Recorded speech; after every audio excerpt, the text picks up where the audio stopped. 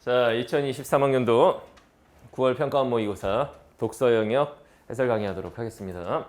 자, 독서 영역 전반적으로 봤을 때 난이도가 적절했다. 쉬웠다고 하지 않았어요. 적절했다.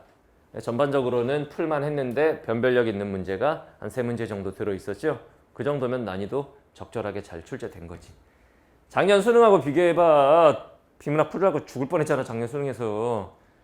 브레턴 우즈 경제체제. 그 다음에 무슨 360도 찍는 카메라. 거기서 정신을 잃었잖아. 이번엔 그렇진 않았다. 그리고 문제 푸는 순서가 중요했다, 여러분들.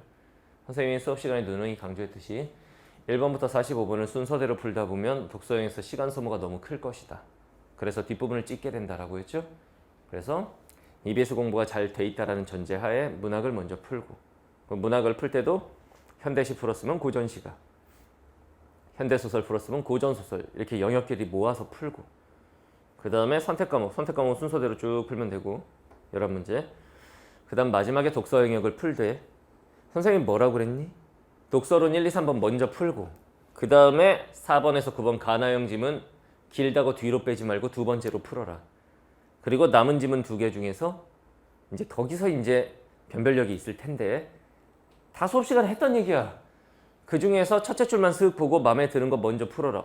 인터넷 검색? 나 이거 좋아. 그럼 그거 먼저 풀고 법지문 뒤로. 이런 문제 푸는 순서를 잘 지킨 친구들은 괜찮았을 거야. 1번부터 쓱 푼 친구들은 큰일 났을 거야. 그거를 잘 생각하셔야겠습니다. 자, 봅시다.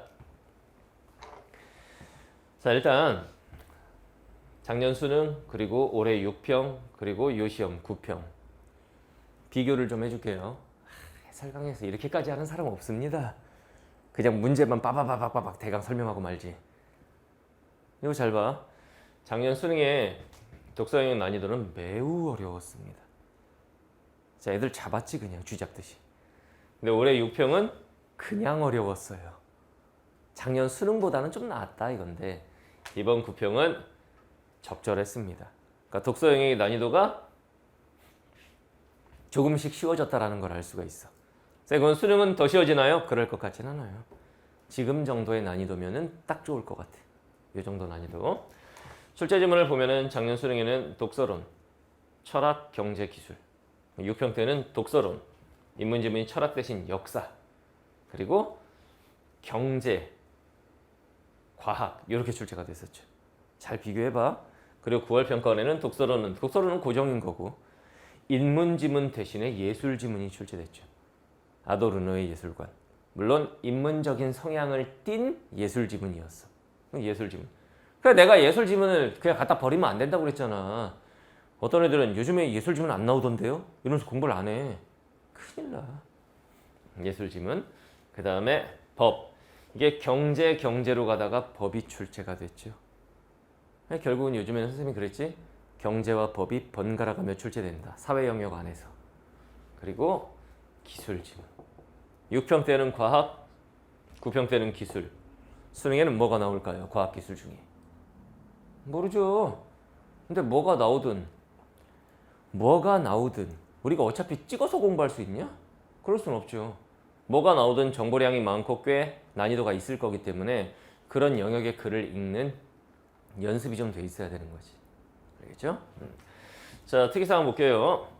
작년 수능은 철학 지문, 헤겔, 경제 지문, 브레턴 우즈, 기술 지문, 360도 어라운드 카메라 다 어려웠어요.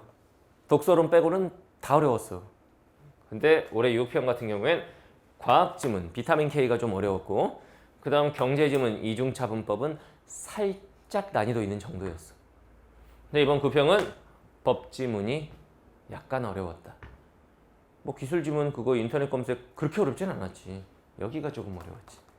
그러니까 이것만 봐도 점점 난이도가 조금씩 쉬워지고 있다. 그렇지만 수능은 어떻게 될지 모른다. 우리는 당연히 어렵다라고 생각하고 공부해야 된다. 알겠나요? 자, 그럼 바로 보겠습니다. 1번부터 3번 독서론 지문. 요즘에는 독서론 지문도 보면은 출제위원들이 처음에 독서론 지문 출제됐을 때 기억나요?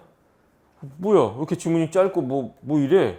이러고 풀어봤는데 어이씨 이거 뭐 초딩 문제야? 처음에 독서론 지문은 그랬지. 근데 독서론 지문이 조금 진화하고 있습니다. 지문의 길이 자체는 뭐 길지 않지만 그 안에 압축적으로 좀 다양한 정보를 담으려고 노력을 하고 있어요. 그래서 예전보다는 독서론이 살짝 난이도가 있기는 한데 그렇다고 어렵다, 이게 어렵다, 수능 보지 마. 이게 어려우면 뒤에 있는 비문학 지문은 뭐 어떡할래? 독서론 지문은 좀 만만한 지문이기 때문에 비문학 독해를 할 때는 가장 먼저 푸셔야 되겠습니다. 알겠나요? 어떤 애들은 선생님 저는 매도 먼저 맞는 게 좋아요. 법지문 먼저 풀면서 매를 먼저 맞겠습니다. 매 맞고 죽는 수가 있어요. 그러면 안 된다. 쉬운 것부터 차근차근 글 읽는 감각 올려가면서. 알겠죠? 1번에 3번은 뭐 선생님이 별로 설명할 내용은 없습니다. 문제 조심할 게 있나 한번 볼까요? 1번 봐봐. 윗글에 대한 이해 일치 문제죠. 일치 문제. 뭐 어렵지 않게 답을 1번으로 골랐을 테고. 그러니까 이런 지문까지 하나 여기 PPT 보면은 선생님은 다 읽으면서 답의 근거도 잡아냈고 했는데 이 정도는 여러분들이 충분히 할 수 있는 지문이기 때문에 다 읽으면서 하진 않겠다 이겁니다. 주의할 문제가 있는지만 볼게요. 첫 문제 2번 3점인데 3점 줄게 먹어 이런 느낌이죠. D를 보면은 뭔가 그러한 단어들에 집중을 하게 되면은 고정을 하게 되지 눈동자를. 답이 4번이 되겠고 그 다음 문제 3번도 읽기 능력이 발달하면 이라고 했는데 이 기억을 중심으로 했을 때 읽기 능력이 발달하면 어떻게 되는지가 다 나오죠. 여기 나오는 요소와 관계 없는 것을 고르면 됩니다. 알겠나요? 그리고 기억을 보면 고정 횟수, 고정 시간이 준다고 그랬는데 선택지 1번 꼼꼼히 읽으면 어떻게 되겠냐. 계속 시선이 머무를 거기 때문에 고정 횟수가 늘어나지. 야 이거는 여기를 중심으로 해서 뒤에 다 써있고 답이 이렇게 다 써있고 근거가 그게 아니더라도 어떤 경우에 고정하느냐 그것만 파악했어도 이건 틀릴 수가 없다. 답은 1번이다.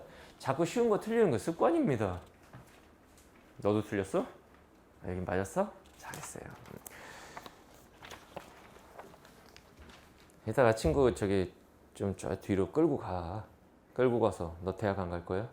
독서론에서 틀리면 어떡해? 이 멍충아! 그러면서 한 대 콕 치워박아요. 둘이 친구야. 자, 4번에서 9번 보겠습니다. 가, 나 이렇게 나와 있는데 이게 이제 인문적인 성향을 띤 예술 지문이죠. 내가 예술 지문 무시하지 말라고 그랬지 수업 시간에. 해야 된다고. 선생님 최고난도 독서 이런 데도 보면 예술 지문이 있죠. 이 아도르노의 예술론에 대해서는 매년 EBS에 수록이 돼 있고 뭐 꽤 중요한 내용인데 어렵지 않았을 겁니다. 아도르노의 대중예술 비판이라고 하죠. 대중예술은 인간들을 획일화시키고 뭐 이런 내용이잖아. 근데 이런 지문을 풀 때 우리가 주의할 점은 이런 거였지. 가를 읽고 나서 그러니까 주제 통합형 지문이라고 부르는데 이런 지문의 특징이 뭐냐? 가와 나는 비슷한 주제를 다루고 있다. 가와 나는 둘 다 아로가 뭐야? 아도르노. 왜 이렇게 이름이 어려워? 아도르노의 예술관에 대한 글이야. 근데 관점이 다르죠. 이건 아도르노의 주장을 쭉 쓴 거고 나는 그 아도르노의 주장을 처음에 인정하는 듯 하다가 막 두드러 패죠. 막 비판하는 그런 형식이야. 주제 통합형 지문의 특징. 주제, 가와 나가 유사함, 관점은 다름. 이거잖아. 그래서 선생님이 문제 풀 때 어떻게 하라고 했어? 가는 꼼꼼하게 읽어라. 자, 여기서 방법을 좀 알려줄게. 가는 꼼꼼한 독해가 필요하다. 그 다음 나는 어차피 가에 나왔던 내용이 조금씩 반복이 되면서 내용이 진행되니까 나는 가보다 훨씬 빠른 속도로 읽는다. 이게 중요하고 그 다음 가를 꼼꼼하게 읽고 나서 나를 연타로 읽는 게 아니라 가에 대한 문제를 다 풀었어야 되죠. 가 읽고 나서 문제 풀면 어떻게 되냐면은 가를 읽었다 칩시다. 이 지문을 다 읽어주진 않을 거야. 법지문과 기술지문에 포커스를 맞춰서 설명해 줄게요. 자, 문제 4번을 가를 읽고 풀게 되면 답이 3번이라는 게 바로 나옵니다. 개념의 변화 과정이 나오진 않아요. 그 다음 문제 5번도 바로 답이 나와요. 선택지 1번을 보시면 문화산업을 통해 상품화된 개인. 이게 아도르노가 보는 대중예술이죠. 어떻게 된다? 개인 자체가 문화산업을 통해 하나의 상품화가 돼버린다. 과 대립적 관계가 아니라 그 자체야 그냥. 대중예술 때문에 문화산업을 통해 개인이 상품화 된다. 와 대립적 관계가 아니라 그 자체라고 그냥. 이런 선택지 조심해야지. 그 다음에 6번과 7번은 기억과 니은이 나에 있기 때문에 나까지는 가야겠지?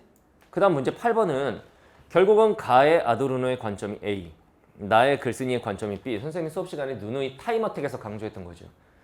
두 가지 이상의 대상을 엮어서 물으면 해체해서 푼다.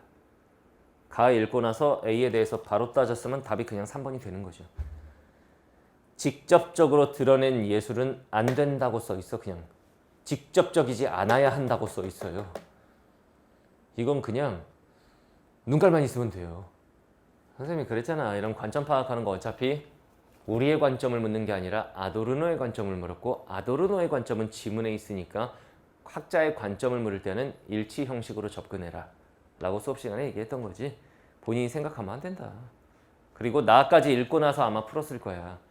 가 나를 읽고 나서 8번을 풀면 망한다. 해체해서 풀었어야 한다. 그래서 답이 3번이었다. 그 다음에 9번 바꿔쓰기. 바꿔봤을 때 좀 이상하면 답이죠. 이 단어 대신에 뭐가 들어가야 될까지는 몰라도 되는데, 한국인의 어휘적 직관. 우리 한국어를 사용하는 사람들이니까 문맥 속에 이상한 단어가 들어가면 그거 읽어보면 좀 이상한 거야. 1번에 전락시키다 대신에 맞바꾼다라고 하면 이상하지. 답은 1번이죠. 즉 가 읽고 문제를 풀었을 때 6번과 7번을 제외한 모든 문제가 풀리게 돼 있어. 이렇게 됐어야 돼. 그 다음 나를 읽을 때는 6번과 7번에 포커스를 맞춰서 가의 거의 1.5배속으로 독해를 해야 돼. 어차피 핵심적인 내용은 가에 다 나왔으니까. 주제통합형 지문은 이렇게 접근하는 거죠. 알겠나요? 자, 그러면은 나를 읽었다 치고 문제 6번 볼까요? 기억의 이유. 이런 문제를 풀 때는 기억의 이유라고 하면 기억이 뭔지부터 잘 봐. 아도르노의 미학은 주관의 재현이라는 미메시스가 먼저 위에 나오고 부정되고 있다. 아도르노는 포인트는 이거야. 주관의 재현을 부정한다. 이렇게 말할 수 있는 근거는 뭐냐? 이런 건 선생님이 문맥 잘 확인하라고 그랬지. 결국이라는 말이 나와. 결국. 결국이라는 말은 어떤 때 쓰는 거냐? 앞에 뭐라고 하고 결국 이렇게 되는 거 아니야. 이 문제는 답의 근거가 지금 어디 있다는 뜻이냐면 앞에 써 있다는 얘기야. 이 앞에가 답이야. 그냥 이 앞에가. 그 앞에를 보면 그는 아도르노는 이러한 미적 체험을, 위에 나온 이런 미적 체험을 현대사회의 부조리에 국한시켰고, 그래서 진정한 예술을 감각적인 대상인 형태 그 자체의 비정형성에 대한 체험으로 한정한다. 답이야 이게. 그래서 답이 5번이 된 거죠. 작품에 나타난 형태에 대한 체험만이 강조된다. 그리고 기억을 보면은 주관의 재현을 부정했다. 예술과의 주관이 가려졌다. 이렇게 된 거야. 답은 5번이죠. 알겠나요? 어디서 답을 찾아야 될지는 이 결국이란 말을 통해서 알 수가 있죠. 그 다음 문제 7번. 아도르노의 관점을 바탕으로 할 때 끊어봐. 니은에 대해 반박하시오. 니은에 대해서 반박하래. 반박. 봐봐. 아도르노는 너무 전위 예술의 관점에서 예술의 동일화를 시도한다. 이거거든. 가에 보면 아도르노가 전위 예술이 진정한 예술이다라고 강조를 하죠. 그러니까 이걸 비판하는 거예요. 너무 전위 예술 측면에서 예술을 다 동일화시켜버리는 거 아니냐. 그럼 아도르노는 이거에 대해서 뭐라고 반박할까요? 이 문제의 답이 되기 위해서는 전위 예술에 대해서 아도르노가 뭐라고 했는지, 그리고 여기선 동일화를 시도하고 있다라고 말했으니까 그거 반박하려면 비동일화다라는 말이 들어가 줘야겠지.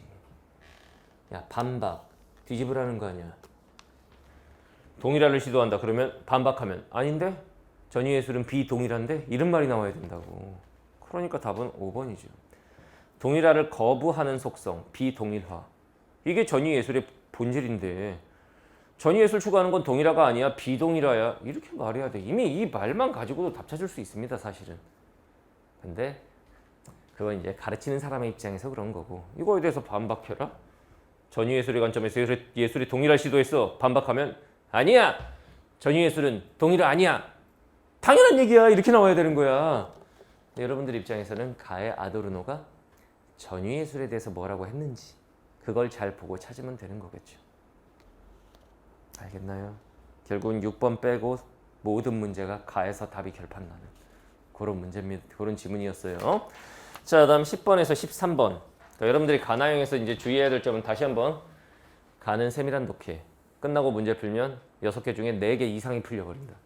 그 다음 나는 남은 문제에 포커스 맞춰서 빠른 독해. 가나형 지문은 의외의 말을 해줄게. 지문이 길고 문제수가 많으니까 애들은 여기서 시간 오래 걸리겠다라고 하는데 가나형 지문은 시간 단축 구간입니다. 이거 명심하세요. 물론 4문제짜리 지문보다 더 빨리 풀어야 된다가 아니고 다른 애들이 막 12분, 15분 잡고 풀 때 선생님이 방금 전에 말한 방법대로 그 스킬을 잘 활용하면 8분 정도면 풀 수 있다. 거기서 다른 애들하고 시간 격차를 확 벌릴 수 있는 거지. 타임어택에서 다 설명했어. 예시로 보여주기도 했고. 알겠나요? 자, 10번에 13번 지문을 꼼꼼하게 읽으면서 같이 한번 보도록 하겠습니다. 여러분들이 아마 해설 강의 때 이거 들으려고 기다리고 있을 거예요.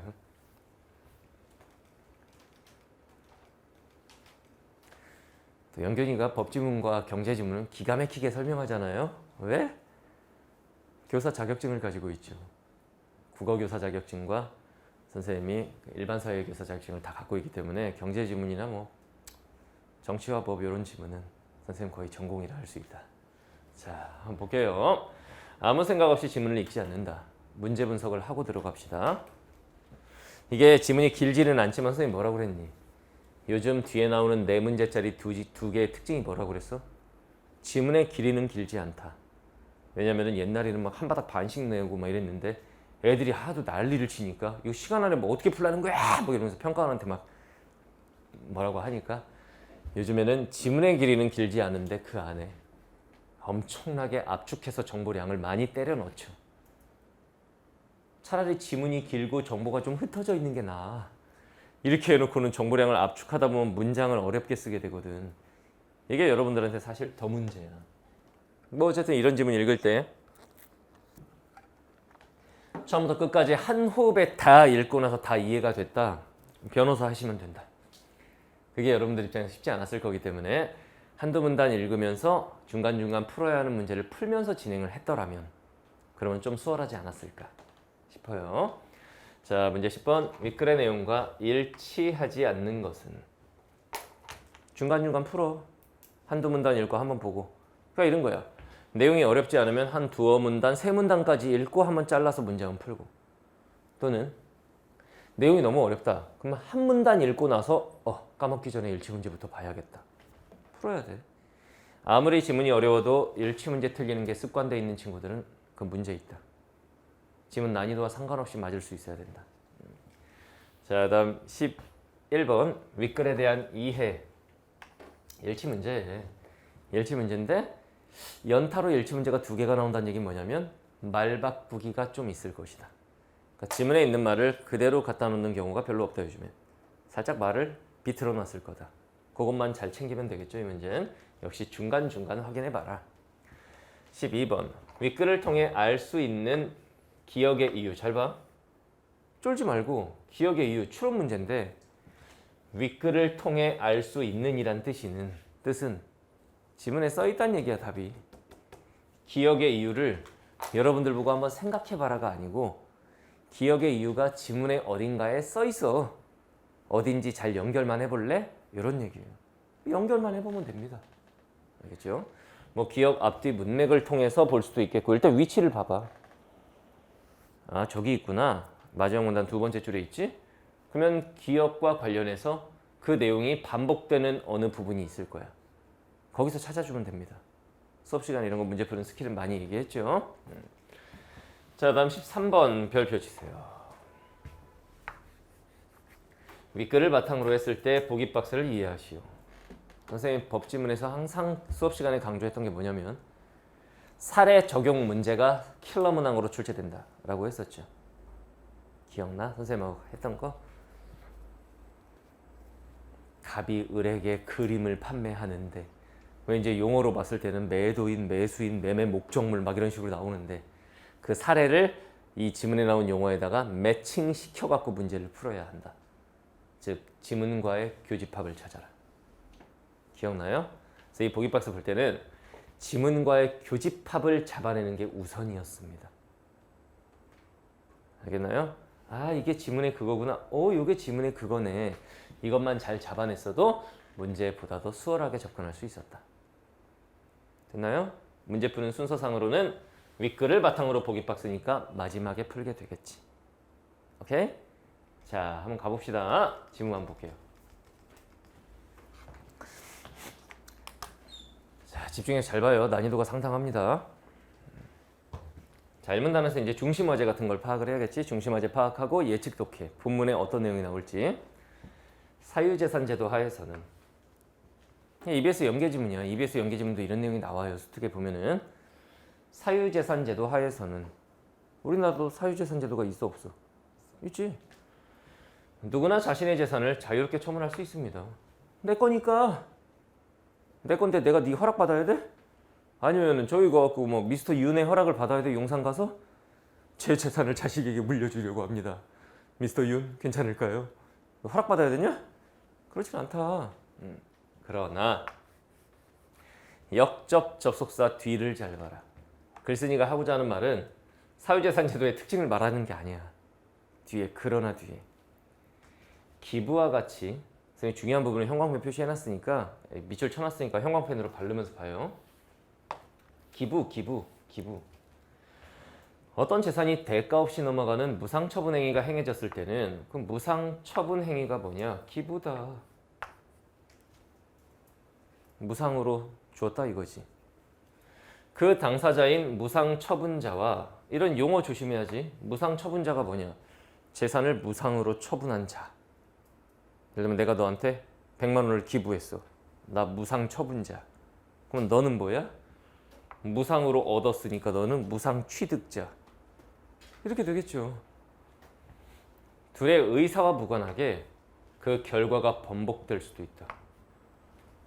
내 재산을 내가 기부했는데도 번복되는 수가 있습니다. 야, 어떻게 그럴 수가 있을까? 무상처분자가 사망했을 때, 무상처분자가 사망하잖아? 그러면 상속이 개시가 돼. 상속이 개시가 돼. 상속이라는 거 이제 남은 가족들에게 재산 나눠주는 거잖아. 쉽게 말하면. 그의 상속인들이, 상속인이 뭐냐? 상속받는 사람. 그의 상속인들이 유류분을 반환받을 수 있는 권리인, 요걸 뭐라고 하냐면 유류분권, 유류분을 반환받을 권리, 이걸 행사할 수 있기 때문이다. 무슨 말인지 알겠어요? 여기까지는 이해돼? 자, 다시 기부를 했어. 거기서 끝날 것 같은데 그렇지가 않다. 이게 번복될 수가 있다.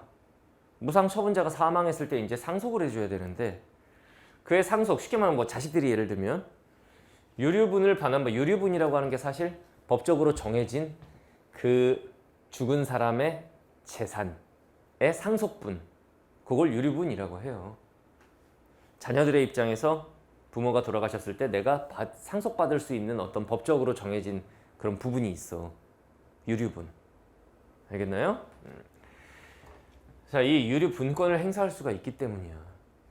이때 무상처분자는 피상속인. 왜냐면은 자식이 상속인이야. 그럼 반대가 피잖아. 무슨 말인지 알겠지? 그러면은 상속인이 자식들이니까 원래 물려주기로 한 사람, 그 사람이 피상속인이 되는 거예요. 그 사람이 재산을 어떻게 했냐? 무상처분했어. 무상처분자하고 피상속인이 같은 사람이다. 알겠나요?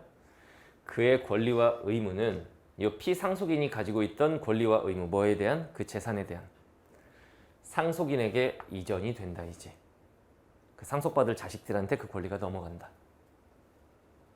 선생님, 저는 여기까지도 너무 어려워요. 이런 사람들은 더 읽지 마. 더 읽으면 머리가 꼬여가기만 해. 이쯤에서 까먹지 않았을 때 봐야 되는 게 뭐냐? 보기박스 문제냐? 일치 문제잖아. 이쯤에서 한번 확인을 해보자. 문제 10번. 선택지 1번. 유류분권은 끊어. 선택지 끊어읽기 잘하고 포인트를 잘 봐. 상속인이 아닌 사람에겐 인정되지 않는다. 당연하지. 유류분권이 이게 상속인과 관련해서 나오는 건데. 야, 유류분권은 당연히 그 재산을 상속받을 수 있는 권리를 가진 사람들만 행사할 수 있는 거야. 네가 내 딸이야? 네가 갑자기 신영균의 재산은 저에게도 유류분을 주셔야 됩니다. 또라이라고 그래요. 그러겠지? 이거야. 2번 유류분권이 보장되는 범위는 끊어봐. 이게 어디까지 보장이 되는 것이냐. 유류분, 부족액 이런 건 아직 안 나왔지. 아직 몰라. 선택지 3번. 상속일은 상속 개시 전에는 끊어봐. 무상취득자에게 유류분권을 행사할 수 없다. 당연하지. 상속이 개시되고 그 다음에 이 유류분권이 행사가 되는 거니까. 상속 개시 이전엔 안 되는 거죠. 됐지? 제끼고. 4번 피상속인이 생전에 다른 사람에게 판 재산은 끊어봐. 유류분권의 대상이 될 수 없다. 이거는 사실은 봐봐. 피상속인이 누구냐면 무상처분자지. 근데 무상으로 처분한, 즉 기부행위 이런 게 무상으로 처분하는 행위지. 이랬을 때 유류분권 얘기가 나오지. 근데 다른 사람에게 판 재산, 팔았다는 얘기는 뭐니? 유상이잖아. 돈 받고 팔았을 거 아니야. 그거에 대해서는 당연히 유류분권의 대상이 되지 않죠. 유류분권은 이 무상처분행위가 이뤄졌을 때 나오는 거니까. 알겠나요? 쉽게 말하면 이런 거야. 부모가 아무 상의도 없이 그냥 어떤 단체에다가 10억을 기부했어. 얼마 후에 돌아갔었어. 자식들은 이제 유산 한 푼도 남기지 않았어. 애들 입장에서는, 자식들 입장에서 우리 어떻게 먹고 살라고. 근데 법적으로 그 자식들의 상속분으로 보장되는 어떤 범위가 있어. 그게 유류분이란 말이야. 그러면은 그 기부한 10억 중에서 일부는 이 유족들에게 반환할 수 있다. 이런 걸 지금 얘기를 하는 거야. 근데 내가 돈 받고 팔았어. 내가 너한테 이거를 돈 받고 10,000원에 팔았어. 그래 내가 죽었어. 그럼 내 자식들이 너한테 가갖고 내놔 이거 내놔. 도라이들 아니냐? 당연히 돈 받고 판 건 안 되지. 알겠나요? 자, 그다음 선택지 5번. 무상으로 취득한 재산에 대한 권리는 끊어봐. 그럼 이거는 무상 취득자를 보면 되잖아. 무상 취득자. 무상으로 취득한 재산. 그죠? 무상 취득자 자신의 의사에 반하여 제한될 수도 있다. 왜냐면 얘 의사와 무관하게 번복이 될 수도 있는 거예요. 그러니까 5번 선택지도 맞죠. 말만 살짝 다르게 써있지 그 말이 그 말 아니야 지금. 무상 취득자의 의사와 무관하게 결과가 번복될 수 있다. 무상 취득자 자신의 의사에 반하여 제한될 수도 있는 거다. 맞지? 제끼면 답 2번이네. 1문답만 읽어도 일치문제의 답이 2번이라는 게 나와버린다 이게. 알겠나요? 그 다음 이제 남은 문제 3개입니다. 자, 다음 문단 볼게요. 유류분은 유류분과로 쳐봐. 유류분. 피상속인의 피상속인이 누구였지? 상속해주는 사람. 그 사람 지금 어떻게 됐지? 죽었어요. 뭐 이런 상황. 피상속인의 무상처분 행위가 없었다고 가정할 때 기부하지 않았다고 가정하면 이 말이지. 그러니까 무상처분 행위의 대표적인 기부였으니까 쉽게 읽으려면 바꿔서 읽어. 피상속인 물려주는 사람의 무상처분 행위가 없었다고 가정할 때, 기부를 안 했다고 가정했을 때 상속인들, 자식들의 입장에서 상속받을 수 있었을 이익 중에 법으로 보장된 부분이다. 상속인들이 상속받을 수 있었을 이익 전체가 아니라 그 중에서 법으로 보장된 부분. 전체라고 하진 않았어. 알겠죠? 중 법으로 보장된 부분이다. 라고 얘기하네요. 만약에 상속인이 피상속인의 자녀 한 명뿐이면 상속인 물려받는 사람, 그 정도는 당연히 알지. 상속 물려주는 거라는 거 알지. 상속인 물려받는 사람이 그냥 자녀 하나밖에 없다. 그러면 상속받을 수 있었을 이익의 2분의 1만 법으로 보장. 그럼 법으로 보장된 부분이 2분의 1이다 이거예요. 이해됐나요? 2분의 1만 보장된다. 이런 식으로 숫자가 나온다는 얘기는 이거 뭐냐면은 이따가 문제 풀 때 써먹어 이런 뜻이에요. 이따가 문제 풀 때 써먹어야 돼 이런 뜻이야 이거. 알겠죠? 자, 상속인들이 상속받을 수 있었을 이익은 이거 봐봐 여기 있잖아. 상속받을 수 있었을 이익 중에 법으로 보장된 부분. 좀 메모 좀 하면서 갈까? 이런 부분은 머릿속에 잘 안 들어가죠. 왜 안 들어가느냐? 유류분이라는 말이 우리가 평상시에 쓰는 말이 아니다 보니까. 그 유류분은 뭐냐면은 상속 받을 수 있었을 이익. 어떻게 했다면? 무상 처분하지 않았다면. 쉽게 말하면 기부 안 했다면. 전체가 아니라 이익 중 법으로 보장된 부분. 이걸 유류분이라고 한대.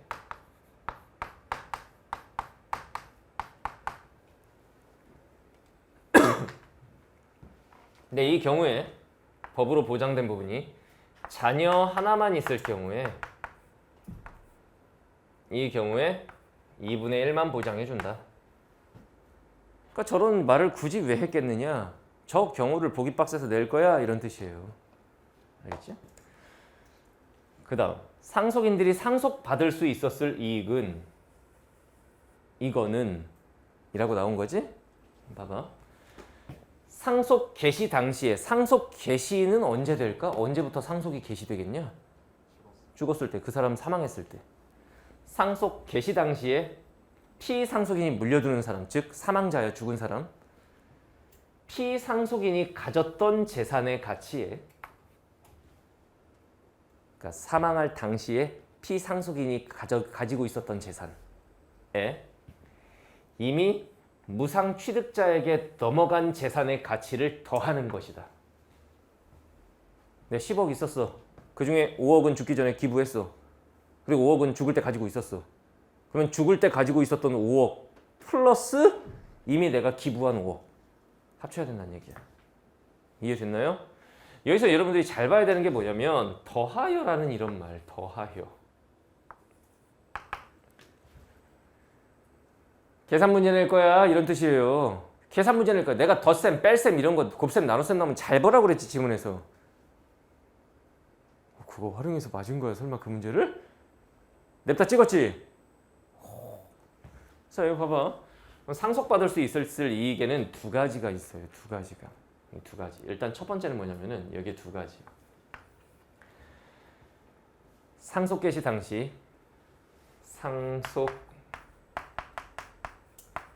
개시할 때, 즉 죽었을 때 피상속인이 가지고 있던 재산, 이건 좀 길게 쓸 수밖에 없다. 피상속인이 가졌던 재산, 가지고 있던 재산 플러스 두 번째는 뭐가 되는 거냐면 이미 무상 취득자에게 넘어간 재산. 이미란 얘기는 언제를 말하겠냐? 이미는 죽고 나서겠니? 죽기 전에, 상속이 개시되기 전에 이미라는 말이 중요한 거예요. 무상 취득자에게, 그러니까 기부한 거, 무상 취득자에게 넘어간 재산, 쉽게 말하면 기부한 재산의 가치를 결합한다. 이게 상속받을 수 있었을 이익이다. 당연하지. 우리 아빠가 10억 있었는데 5억 기부하고 5억 남아있었는데 그러면 기부 안 했었으면 이거 10억 가지고 그 상속을 계산할 텐데 이렇게 될 거 아니야. 이해됐지? 유류분이라고 하는 건 상속인들이 기대했던 이익을 보호하기 위한 것이기 때문이야. 상속인들이 기대했던 이익을 보호하는 거예요.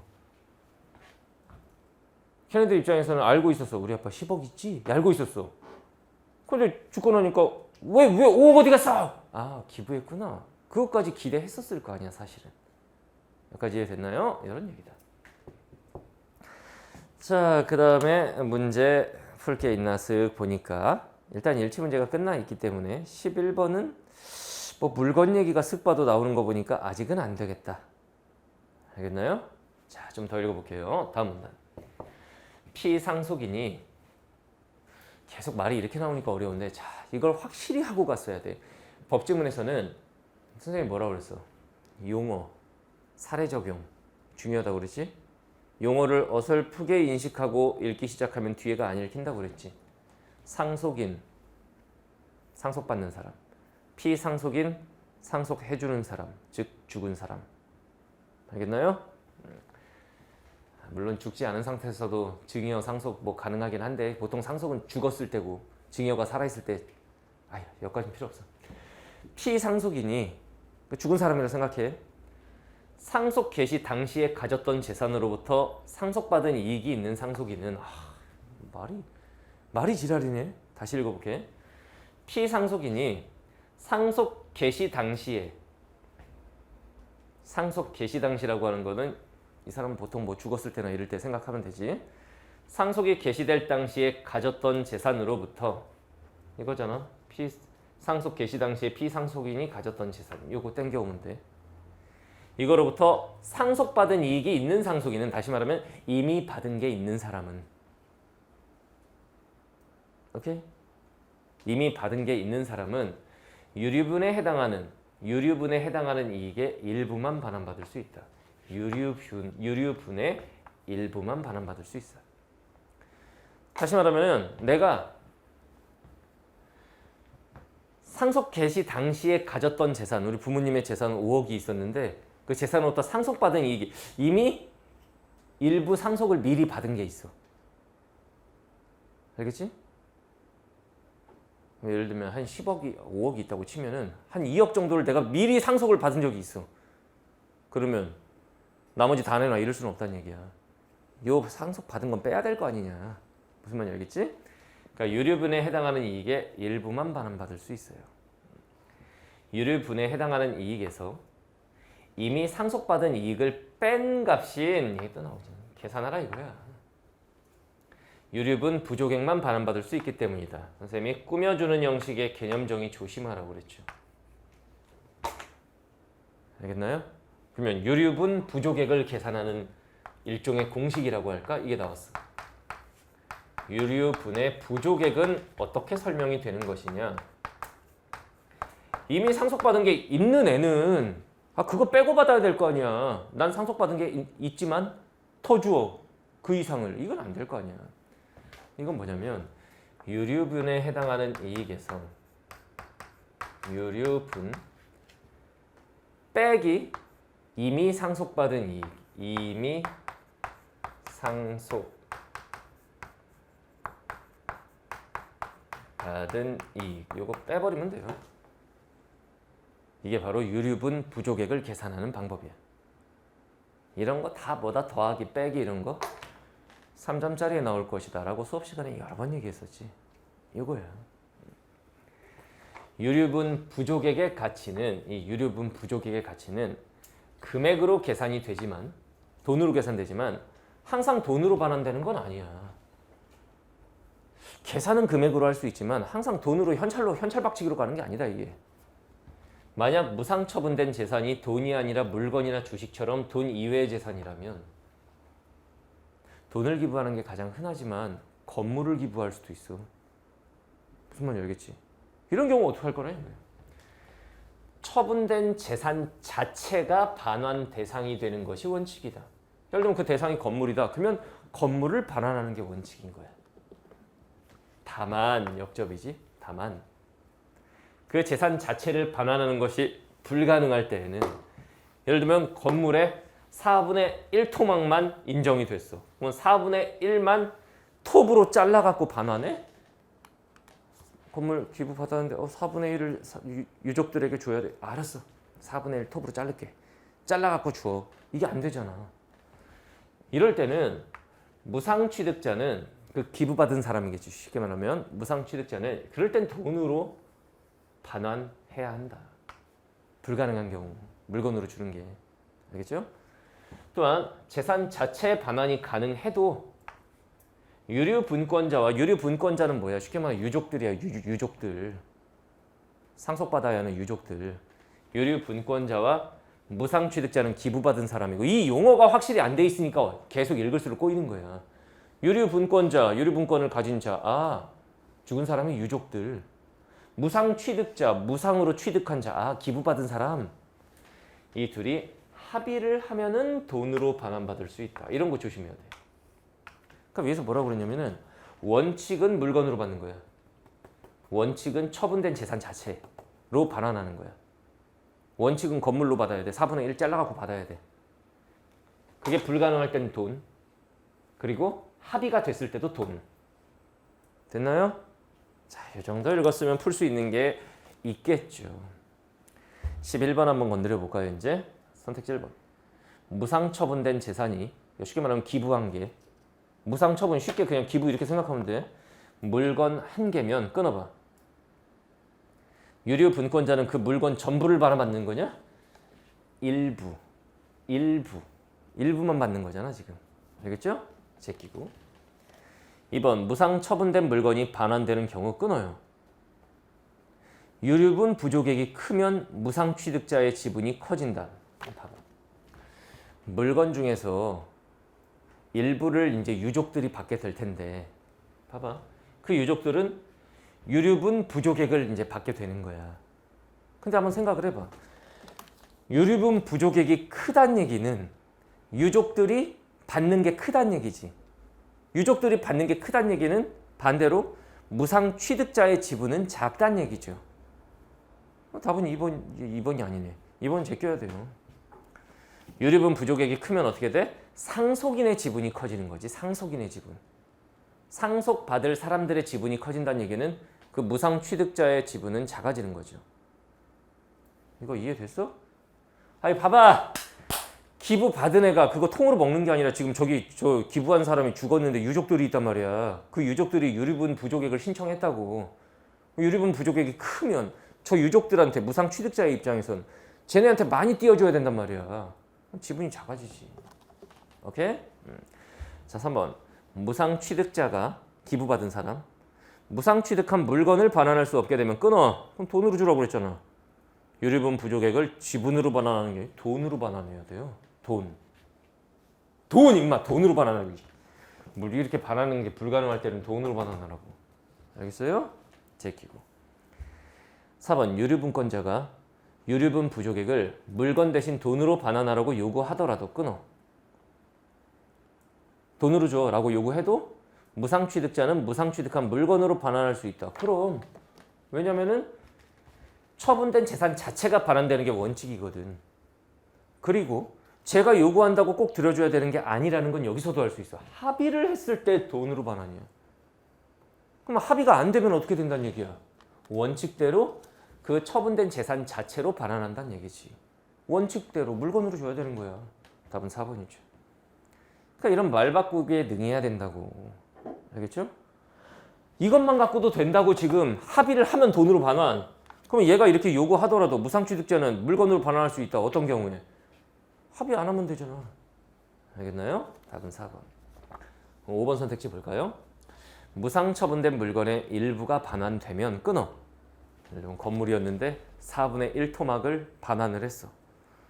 그럼 무상 취득자는 그 물건의 소유권을 가지고 끊어봐. 그렇지? 잘 봐.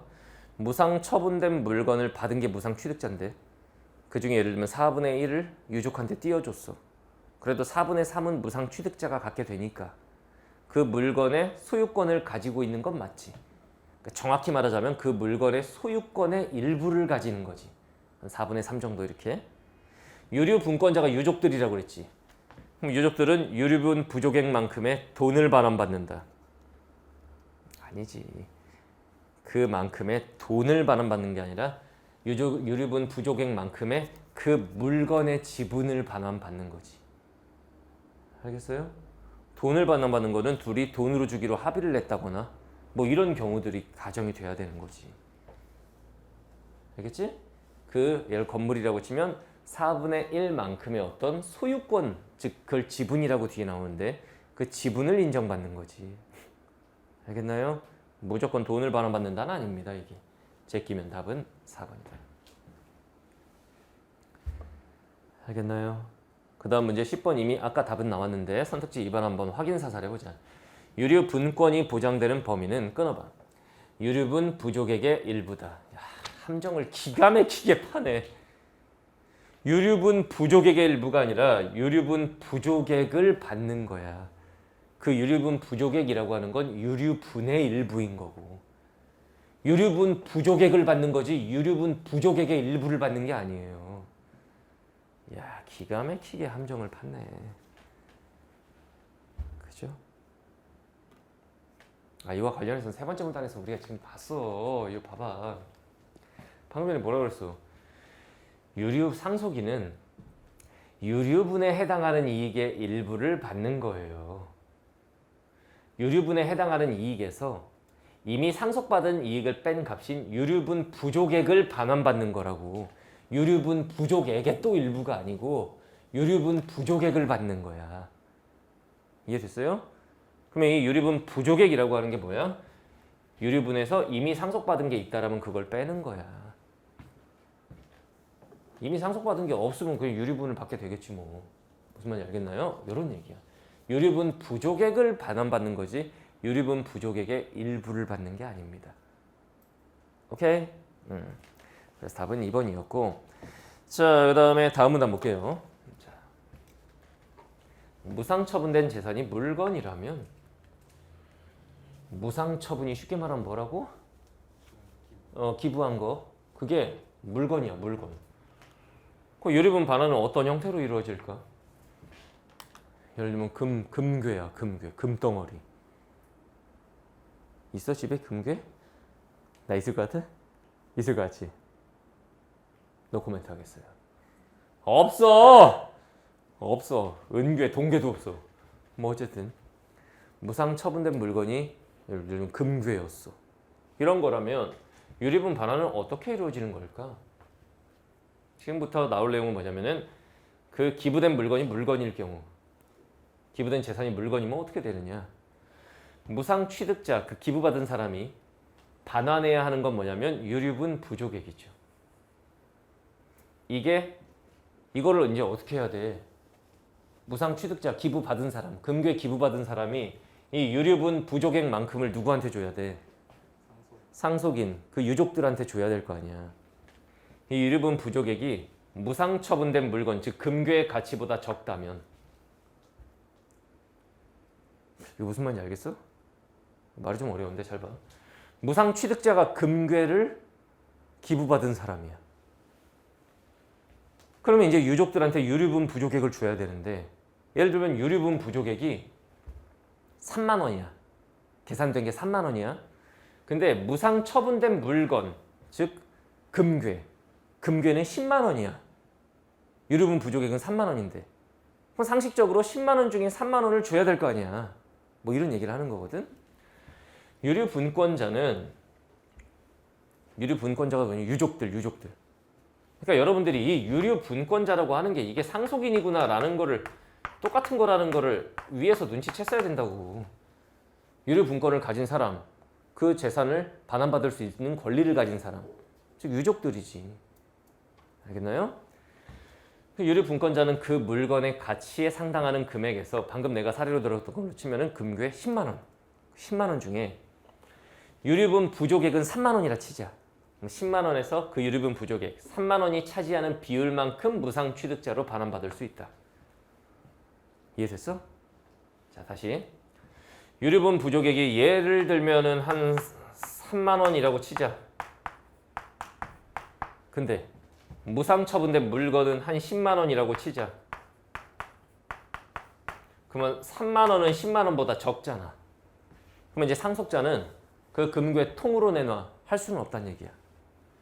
그 물건, 그 금괴의 가치에 상당하는 금액 10만 원에서 유류분 부족액이 차지하는 비율, 그럼 10만 원 중에서 3만 원이면 30% 정도 되겠지? 그만큼을 무상 취득자로부터 반환받을 수 있다는 얘기야. 그때 이제 원칙적으로는 그 물건에서 이렇게 30%에 해당한 만큼 잘라서 주는 게 원칙인데 합의를 하면 돈으로 받을 수도 있고 뭐 이런 얘기야, 쉽게 말하면. 알겠지? 이로 인해 하나의 물건에 대한 소유권이 여러 명에게 나눠지게 되죠. 지금 이 경우에는 이 기부받은 무상 취득자가 금괴의 70% 소유권을 갖고 있고 유류분권자는 3만 원에 해당하는 건 30%의 소유권을 갖게 되지. 이때 각자의 몫, 얘 70%, 얘 30%, 이걸 지분이라고 하는 거예요. 지분 많이 들어봤잖아. 지분. 이게 바로 지분이구나. 알겠나요? 이런 얘기야. 자, 그 밑에 아직도 기억이 안 나네. 여기 나오네. 무상처분된 물건의 시가가 변동하면 여러분들 알고 있지? 금값이 고정돼 있냐? 금값이 막 이렇게 변하잖아. 시가가 변동하면 유류분 부족액 계산할 때는 언제 시가를 기준으로 삼아야 할까? 아, 여기가 골 때리네. 결국 이 위에 있는 문단, 무상처분된 재산이 물건이라면 요거는 요걸 설명하기 위한 밑밥이었던 거야. 이 위엔 너무 당연한 얘기였어. 유류분 부족액이 그 금괴에서 어느 정도를 차지하느냐를 계산해 준다. 요거였는데 근데 금값은 계속 왔다 갔다 하거든. 물건의 가치가 변화하면 이거 어떻게 계산해야 되느냐. 그 기준이 뭐냐 도대체. 알겠죠? 여기가 또 중요해. 여기서 자, 물건일 경우 물건의 시가 변동. 시가가 변동하면 이거 어떻게 계산해야 되는 거냐? 유류분의 취지에 비추었을 때 상속 개시 당시의 시가를 기준으로 해야 한다. 상속 개시 당시의 시가. 다시 말하면 그 사람 죽었을 때 금값을 기준으로 해야 된다. 다만 그 물건의 시가 상승이 무상 취득자 즉 금괴를 기부받은 사람의 노력에서 비롯됐으면, 그러니까 금괴를 가지고 가격이 좀 오를 때 팔고 좀 떨어졌을 때 더 사고 또 오를 때 팔고 떨어졌을 때 더 사고 이렇게 막 주식 사고 팔듯이 이래가지고 얘가 많이 이렇게 돈을 모아놨다라고 치면 무상 취득자의 노력에서 비롯됐다라고 한다면 이때는 무상 취득 당시의 시가를 기준으로 계산한다. 두 가지가 나왔어. 하나는 뭐냐면 상속 개시 당시의 시가, 하나는 무상 취득 당시의 시가. 이걸 구별하는 기준이 지금 뭐냐? 그렇지. 무상 취득자의 노력 유무. 이건 거지. 이게 또 되게 중요한 역할을 하겠지. 봐봐. 물건의 시가 변동. 첫 번째, 무상 취득자의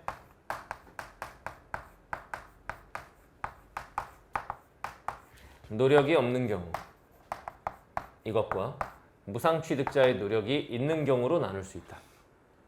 무상 취득자의 노력이 없으면 상속 개시 당시의 시가를 기준으로 한다. 상속 개시 당시의 시가를 기준으로 하고, 무상 취득자의 노력이 있을 경우에는 무상 취득 당시의 시가.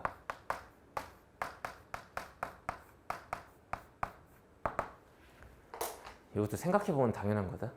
내가 무상 취득, 기부 받았을 때는 이 금괴가 10만 원이었어. 근데 아무 노력도 안 했는데 자동으로 금괴가 한 30만 원쯤 올랐을 때 이제 뭐 이런 시점이 됐다 치자.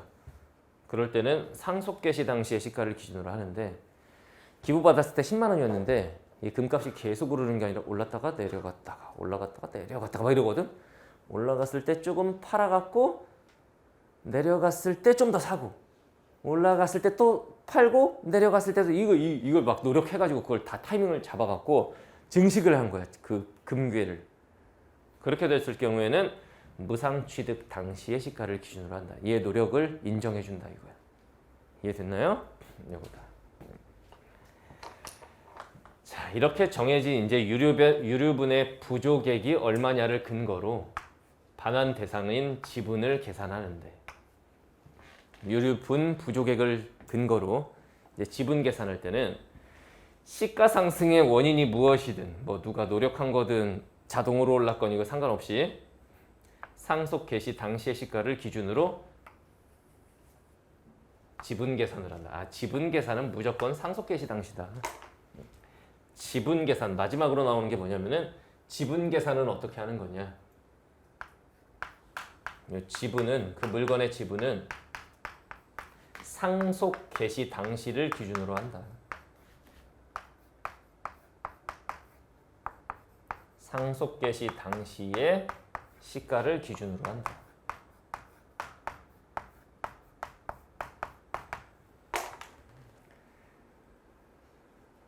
질문 이제 다 됐죠? 자, 그러면 일단 13번 어려운 걸 덤비지 말고 12번부터 한번 풀어봐. 유류분의 취지에 비추어 상속 개시 당시의 시가를 기준으로 해야 한다. 이유가 무엇이냐? 그거를 윗글을 통해 알 수 있느니라고 그랬지. 그럼 잘 봐. 유류분의 취지에 비추었을 때 결론은 이거잖아. 상속 개시 당시의 시가를 기준으로 해야 한다가 결론이지. 그러면 그것의 이유가 뭐냐 이거야. 왜 상속 개시 당시 시가 기준으로 하냐 이거야. 이유가 여기 나왔어. 유류분의 취지 때문에. 그러면 유류분의 취지가 뭐였는지만 알면 되잖아. 기억 안 나면 유류분의 취지, 유류분이 뭐였는지를 찾아봐. 이 문단 보세요. 유류분은 이렇게 나오잖아. 피상속인의 무상처분행위가 없었다고 가정할 때 상속인들이 상속받을 수 있었을 이익 중에 법으로 보장된 건 요거잖아. 그거와 관련된 걸 찾으면 되잖아. 답은 2번. 유류분은 피상속인이 재산을 무상처분하지 않은 것으로 가정했을 때를 산정하는 거죠. 답은 2번이에요. 알겠어? 내가 지금 어려운 말을 한 게 아니야. 문제는 이거의 이유가 뭐니? 유류분의 취지에 비추었을 때 결국 상속 개시 당시의 시가를 기준으로 해야 한다. 해야 한다니까 이게 결론이거든? 뭐 이렇게 말할 수 있는 이유는 뭐냐? 유류분의 취지에 비추었을 때 그러니까 유류분의 취지가 뭐였는지 찾아봐 이거예요. 그 유류분의 취지는 뭐였어? 상속받을 사람들의 입장에서 상속받을 것으로 기대했던 측면. 그런 거란 말이야. 그렇기 때문에 상속 개시 당시를 기준으로 하는 거야. 알겠나요? 답은 2번이다. 자, 문제 13번 별표 치고 잘 보세요. 이것 때문에 애들이 막 돌아버리겠다고 그랬는데 일단 우리가 해야 하는 건 지문과의 교집합을 찾는 겁니다. 지문과의 교집합. 알겠지? 결국은 이 메모한 내용들 이걸 써먹게 될 거야. 특히나 더하기, 빼기 이걸 이제 써먹게 되겠지. 알겠죠? 갑의 재산은 갑이라는 애가 있었는데 A 물건과 B 물건이 있었으며 그 외에 재산이나 채무 이런 거 없다. 그냥 물건 2개를 유산으로 남겼다. 좀 슬프다. 물건 2개밖에 없어. 근데 뭐 다이아몬드 100캐럿짜리 이런 거면 얘기가 다르죠. 갑은 을에게 A 물건을 무상으로 넘겨주었고 요 A 물건을 무상으로 넘겨주게 기부했다. 갑이 을한테 기부했다. 알겠지? 그로부터 6개월 후에 사망했다. 6개월 후에 사망했다. 이때 이제 상속이 개시가 되겠지. 갑의 상속인으로는 갑의 자녀인 병 얘만 있다. 상속인이 자식 하나다. 이거서 본 것 같지 않아? 상속인이 자식 하나 여기 있네. 자녀 하나. 2분의 1이란 얘기야. 이제 2분의 1로 계산해야 돼. 2분의 1로. 알겠지? A 물건의 시가는 을이 A 물건을 소유하게 되었을 때는 300. 이게 무슨 말이냐?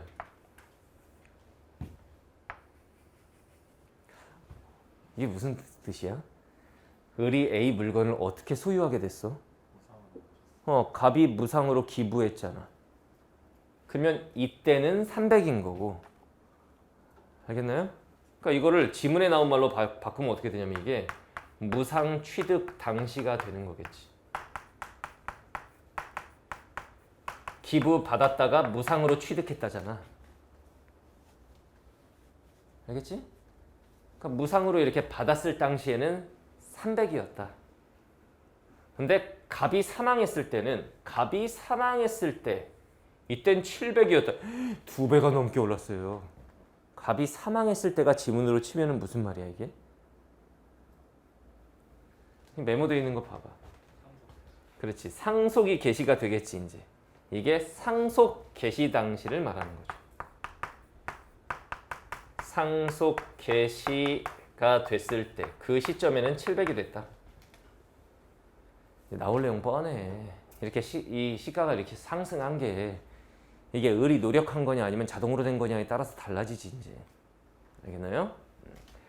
병은 갑이 사망한 날로부터 3개월 후에 을에게 유류 분권을 행사했어. 그래서 왜 3개월 후에 행사해요? 나중에 안 거지 이제. 부모님한테 내가 부모님이 물려주신 재산 말고도 우리 몰래 기부한 게 있었구나. 그러면은 그것도 달라고 그래야지. 3개월 후에 이제 행사를 한 거예요. 알겠나요? B 물건의 시가는 병이 상속받았을 때부터 병이 을에게 유류분 반환을 요구했을 때까지 100으로 동일하다. 잘 봐. 조심해야 될 게 있는데 B 물건은 병이 상속받았을 때부터 이 말이 나오지. 그러니까 B 물건은 을에게 기부를 하지 않았어. B 물건은 그냥 자식한테 상속했어. 시가는 병이 상속받았을 때부터 병이 을에게 유류분 반환을 요구했을 때까지 그냥 100으로 똑같았다. 알겠죠? 단 세금 모의 고려하지 마라. 이건 신경 안 써도 되고. 그럼 여기서 우리가 잘 봐야 되는 건 뭐냐면은 물건이 두 개가 있다라는 걸 잘 봤어야 돼. 물건이 A하고 B 두 개야.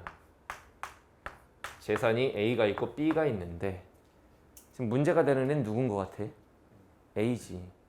B라고 하는 거는 그냥 이미 상속받았어요. 이미 상속받았다고 병이. 근데 A가 문제가 돼. 이 A 물건을 무상 뭐 한 거야 그러니까.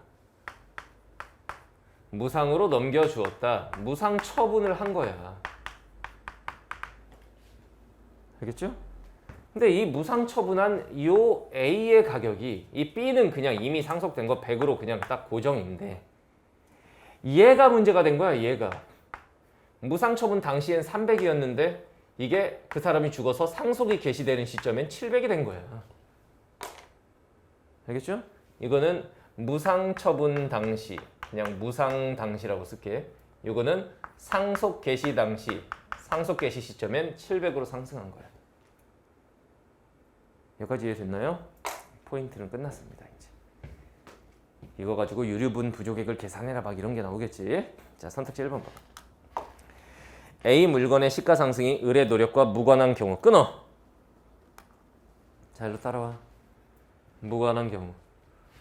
노력과 무관한 경우. 상속 개시 당시의 시가를 기준으로 한다. 됐지? 자, 무관한 경우에는 상속 개시 당시를 기준으로 한다. 그러면 계산해 볼게요. 어렵지 않아. 잘 봐. 무관한 경우. 그러면 해보자. A에 대한 거는 얼마로 계산해야 돼?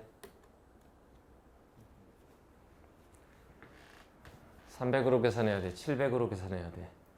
700. 상속 개시 당시니까 700. 그 다음 이미 받은 게 100. 선생님 100을 왜 더하는 거예요? 일로 와봐. 유류분은 상속받을 수 있었을 이익 중에 법으로 보장된 거고 뭐 이렇게 나오지? 그럼 일단 유류분을 계산을 해야 유류분 부족액을 계산을 할 거 아니야.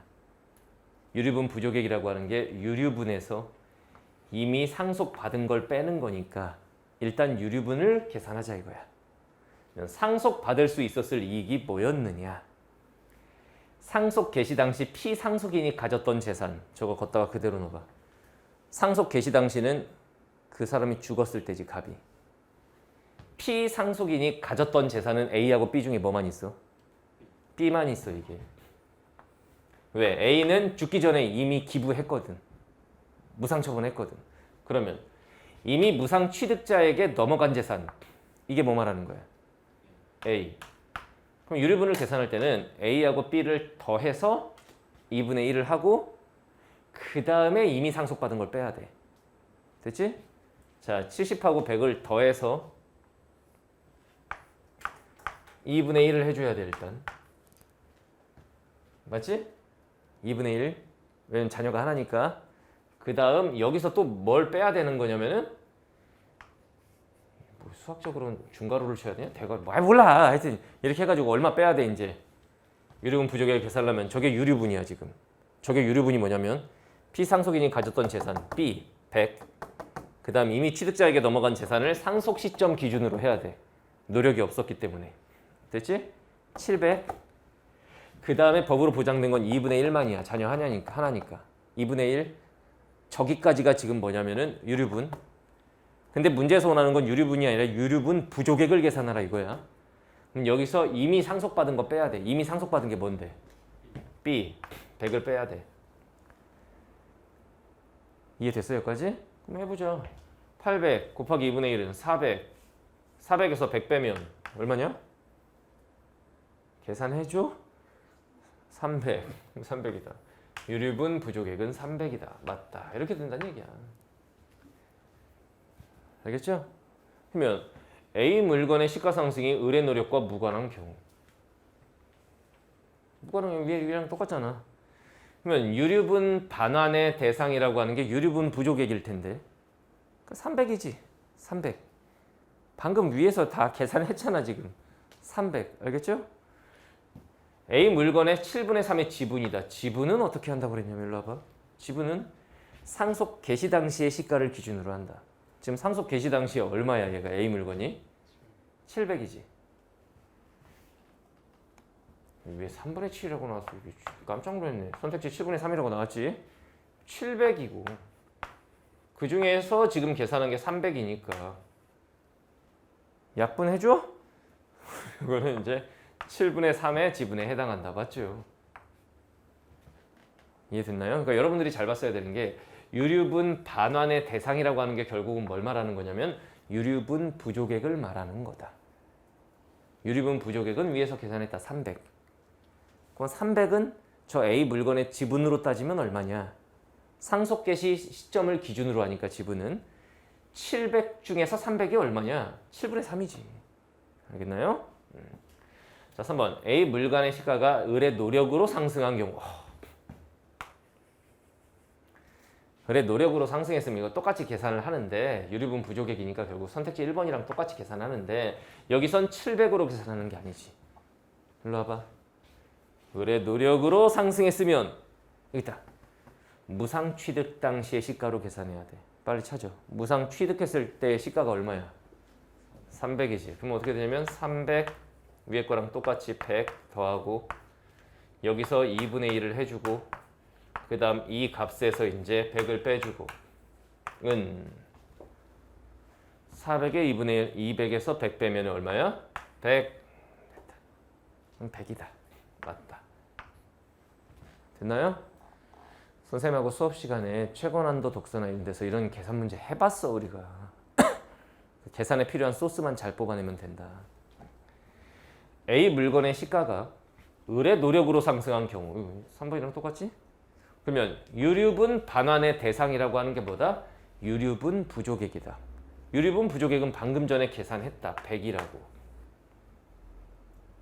유류분 반환의 대상은 까지가 100을 말하는 거야. 100. 유류분 부족액. 그러면 A 물건의 3분의 1이 지분이 아니죠. 지분을 계산할 때는 일로 와봐. 상속 개시 당시의 시가를 기준으로 한다. A의 물건은 상속 개시 당시 얼마야?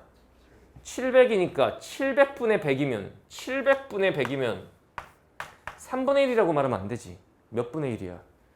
7분의 1의 지분이 되는 겁니다. 답은 4번이에요. 알겠나요? 선택지 5번이 함정인데 A 물건의 시가가 을의 노력으로 상승한 경우와 을의 노력과 무관하게 상승한 경우 모두 제가 노력했건 안 했건 상관없이 갑이 상속 개시 당시 소유했던 재산 이거 잘 봐. 갑이 상속 개시 당시 즉 갑이 죽었을 때 소유하고 있던 재산이 뭔데? B만 말하는 거지. A는 이미 넘겨줬고 B로부터 병이 취득할 수 있는 이익은 그냥 100인 거죠. 참 선택지 얍삽하네. 마치 관련 있는 것처럼 해놓고. 잘 봐. A 물건의 시가가 을의 노력으로 상승한 경우와 을의 노력과 무관하게 상승한 경우 하여튼 노력했든 안 했든 상관없이 자 포인트는 여기야. 갑이 상속 개시 당시에 소유했던 재산 얘가 상속 개시 당시는 이제 사망했을 때 상속이 시작되잖아. 사망했을 당시에는 봐봐. A는 이미 무상취득자한테 기부했어 이미. 사망했을 당시에 가졌던 재산은 B밖에 없어. 그럼 B로부터 병이 취득할 수 있는 이익은 얘가 노력하다 노력하지 않았다는 A에 대한 거기 때문에 이 B하고는 상관이 없는 얘기지. 무슨 말인지 알겠나요? 답은 4번이 됩니다. 기가 막히네요. 문제가 나는 이 문제 너무 좋다고 생각하거든. 문제가 기가 막혀요. 미쳤습니다. 이런 문제를 정확하게 이렇게 풀려면 어떻게 해야 되냐면은 일단은 지문에 나온 더하기, 뭐 뺀 값 여기서 주목을 했어야 돼.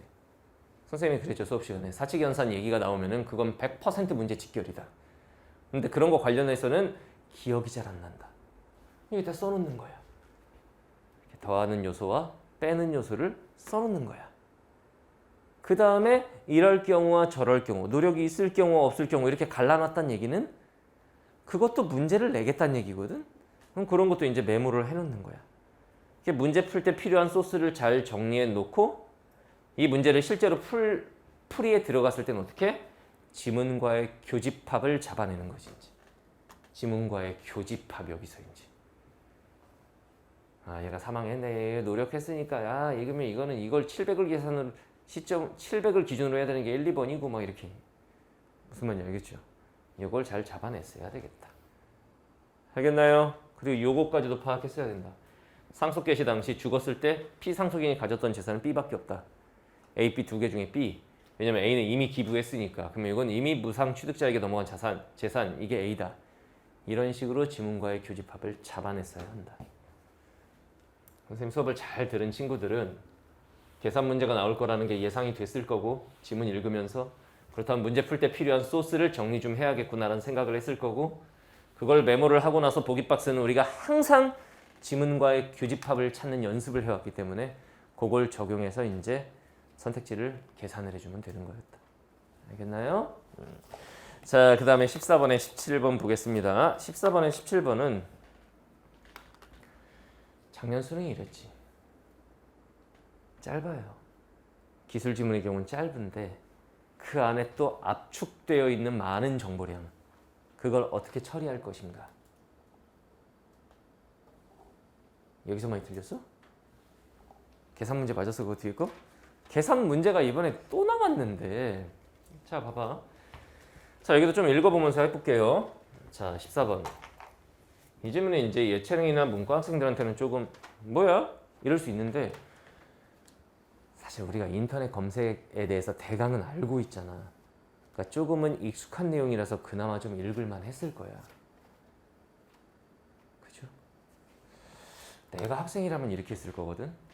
문학 풀고 선택 과목 풀고 독서 영역 풀 때 1, 2, 3번 독서론 풀고 그 다음 4번에서 9번까지 거기를 한번 쓱 풀고 아도르노 그거 그 다음에 나머지 두 지문 첫째 줄을 딱 보면 하나 법이네. 인터넷 검색 나는 나 개인적으로는 법지문을 먼저 풀었을 거야. 나는 법을 좀 그게 좀 쉽다고 생각하는 사람이니까 나 개인적으로는. 근데 여러분들 세대에서는 인터넷 검색 네이버 검색 이거 먼저 할래 이랬을 수도 있어요. 그게 더 나은 선택이었을 것 같아. 알겠죠? 자 윗글을 통해 알 수 있는 내용 일치 문제 하나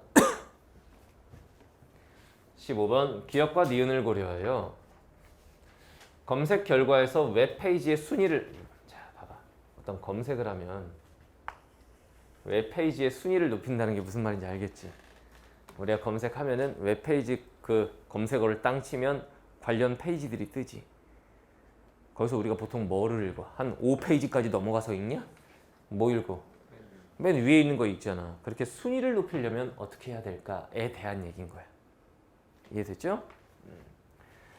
자, 그 다음 16번 별표 치세요. 그렇게 어렵진 않습니다. 보기는 웹페이지들의 관계를 도식화한 거다. 관계다. 윗글을 바탕으로 보기 박스를 이해해 보시오. 화살표가 뭔가 의미가 있는 거겠지. 알겠죠? 자, 17번 틀린 애들이 있더라. 문맥상 A의 의미와 가까운 것은 문맥적 의미를 물으면 한국어 단어 10만 개를 다 외울 수는 없는 거니까 어떻게 풀라고 그랬어?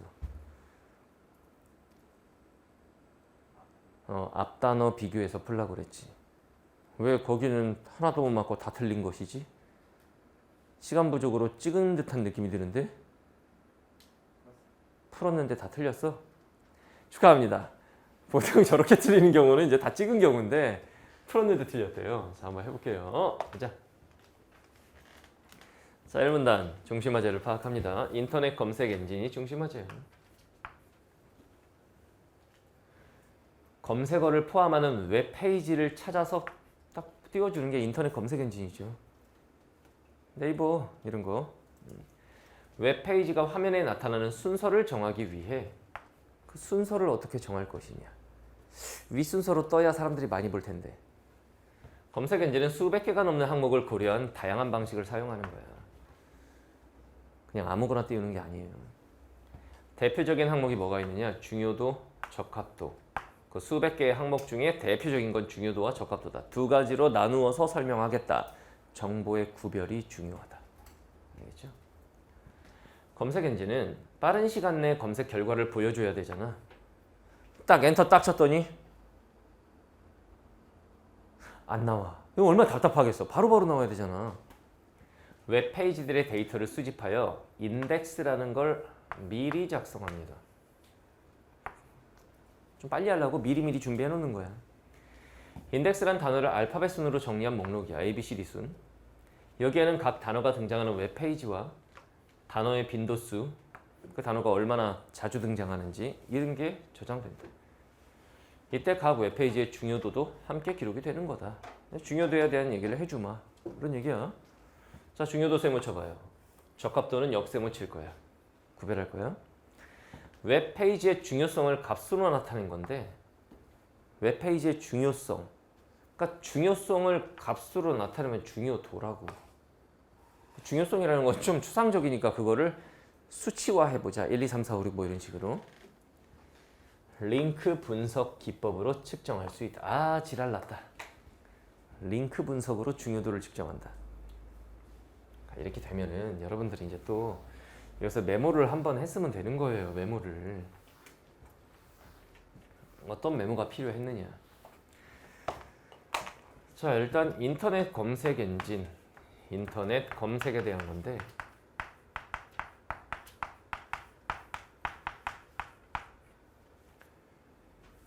이게 이제 웹페이지의 순서, 인터넷 검색에서 웹페이지의 순서 결정하는 요소로 두 가지가 있다. 이렇게 된 거예요. 지금 두 가지가 있다. 시험장에서 이게 잘 이해가 안 될 경우에는 메모를 하면 된다고 그랬죠. 첫 번째 나온 게 중요도다. 중요도. 중요도는 뭘로 하는 것이냐? 링크 분석 기법. 링크 분석.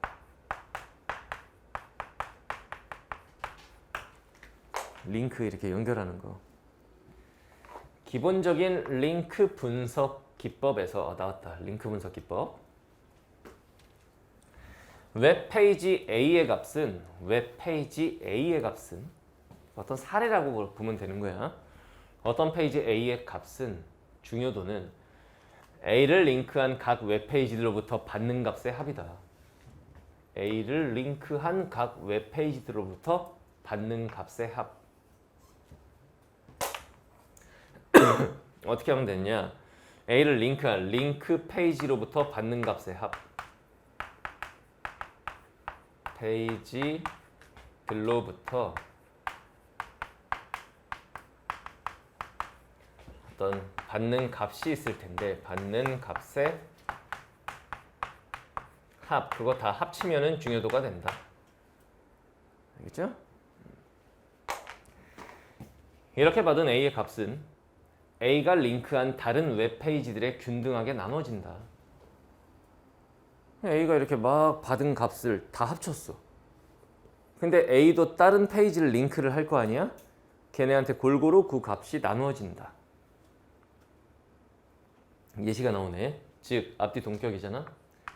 A의 값이 4야. 즉 A가 여기저기 링크를 통해서 받은 값을 다 합친 게 4야. A가 두 개의 링크를 통해 다른 웹페이지로 연결되면 이제 골고루 균등하게 나눠줘야 될 거 아니야. 두 군데니까 4를 두 군데로 쪼개면 2. A의 값은 유지되면서 4 그대로. 그 다음 두 웹페이지에는 각각 2가 보내지는 거다. 뭐 어렵지 않죠? 이런 얘기야. 선생님 왜 계속 읽나요? 그래, 문제 한번 풀자. 까먹기 전에 일치 문제. 자, 선택지 1번. 인덱스는 사용자가 검색을 입력한 직후에 작성된다. 미리라고 했더니 미리. 좀 빠르게 하려고, 그지? 제끼고. 2번. 댐핑 인저가 뭐야? 아직 안 나왔잖아. 선택이 3번. 링크 분석 기법은 끊어. 웹페이지 사이에 링크를 분석하니까 링크 분석인데 웹페이지의 적합도를 값으로 나타낸다. 이거 봐요. 중요도야. 중요도. 적합도가 아니에요. 제끼고. 4번. 웹페이지의 중요도는 끊어. 방금 나왔지. 다른 웹페이지에서 받는 값과 다른 웹페이지에서 나눠주는 값을 합친 거다. 아니. 받는 값을 합치는 거라고. 받는 값. 나눠주는 거 말고. 알겠죠? 제끼고. 5번. 사용자가 검색어를 입력하면 끊어봐. 검색 엔진은 검색한 결과를 인덱스에 정렬된 순서대로 화면에 나타낸다. 아직 이게 나오진 않았는데 그럴 리가 없다. 인덱스에 정의된 순서는 알파벳 순서라고 했는데 검색어 치면 알파벳 순서로 나오냐? 이건 상식적으로 지금 말도 안 되는 소리가 써있다. 답이 2번으로 갈 것 같은 어떤 그런 느낌. 어떻게 하면 5번을 쓸 수가 있어? 그럴 수도 있죠. 학생 입장에서 그럴 수 있습니다. 자, 그 다음 문단 볼게요. 뭐 어휘 뭐 나왔나 지금? A 어휘가 있었네. A 넘는. 자, 17번 한번 봐봐요. A의 의미는 뭐냐면은 넘는, 수백 개가 넘는 항목. 그러면 이런 거 어떻게 푼다고 그랬어? 수백 개가 넘는 항목. 그러면 정리하면 어떻게 되냐면은 항목이 수백 개가 넘는다 이렇게 되겠지. 수백 개가 넘는 항목. 그러면 정리를 해보면 항목이 수백 개가 넘는 항목 이렇게 꾸며주는 형식으로 하면 이렇게 정리하라고 그랬잖아. 항목이 수백 개가 넘는다. 이 넘는다와 의미가 가까운 걸 고르려면 앞 단어를 본다. 뭐뭐가 뭐뭇을 넘는다 또는 뭐뭐가 뭐뭇이 넘는다. 어떤 대상이 어떤 수량을 넘어가는 거야. 공부를 하다 보니 시간이 자정을 넘어가는 거지. 형태가 똑같지. 답은 1번이에요.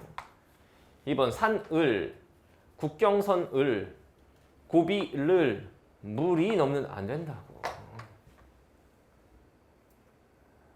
알겠나요? 이렇게 푸는 거죠. 만약에 물이 10m가 넘는다 이런 식으로 나왔으면 5번도 될 수 있는데 그런 게 아니잖아 지금. 알겠나요? 이렇게 정리해놓고 보면은 금방 풀 수가 있다. 앞 단어를 비교해서 유사한 경우를 고르면 된다. 넘는다의 의미를 다 사전에서 찾아서 외울 생각하지 말고 무슨 우리가 사전이야? 문제 푸는 요령을 알면 된다. 알겠나요? 자, 다시 지문으로. 하지만 역접이면은 뒤에가 핵심이다. 두 웹페이지가 실제로 받는 값은 2의 댐핑 인자를 곱한 값이다. 댐핑 인자? 처음 들었어요. 그러니까 설명하겠지. 댐핑 인자는 실제로 받는 값은 뭐냐면 받는 값이고 받는 값 어떻게 하라고 그러냐면 받는 값은 댐핑 인자를 곱한 값이다. 댐핑 인자 곱한 값.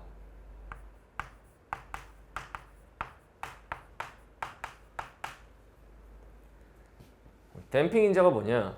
사용자들이 웹페이지를 읽다가 링크를 통해 다른 웹페이지로 이동하지 않는 비율을 반영한 값으로 1 미만의 값이다. 우리가 어떤 페이지를 보다 보면 다른 페이지 봐야겠다 이럴 수도 있잖아.